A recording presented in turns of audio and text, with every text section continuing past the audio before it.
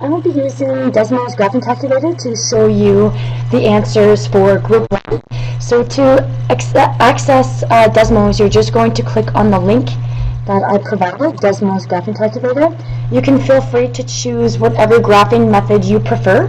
So whether that be a graphing calculator, GeoSketchpad, Fathom. If you need any help with any type of graphing, please just let me know and I could have a session with you and help you. All of these programs should be available on your school computers as they are licensed by the ministry. If you don't have access to them, again, please just let me know and I will find a way to help you. So for the Desmos graphing calculator, you've got the first equation, which is equal to y equals 2 to the power of x. So how to type that is you would just write 2 to the power of x. To the power would be shift and 6. So 2 to the power of x, here we can notice what it is.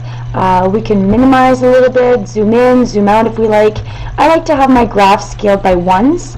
As you notice here, it's easier for me to notice, but you don't have to have that. Now, don't notice anything in particular. Your job is to basically investigate the following graphs all together. So the great thing about Desmos is you can graph all three on the same page. So I'm going to go back to Desmos and graph y equals 3 to the power of x. And I'm going to type in y equals 5 to the power of x. They're color-coded, so you can see that the green one is y equals 5 to the power of x, the blue one 3 to the power of x, and the red one 2 to the power of x. And you should be able to notice, I'm going to zoom in a little bit here, that the y-intercept, that's one of the hints that was given to you, is equal to 1. A y-intercept, remember, is where it crosses the y-axis. So the y-intercept for each equation is equal to 1. So that's one thing that you can write down, and that's one of the answers. Describe how the graphs are changing. Well, all of these graphs are increasing.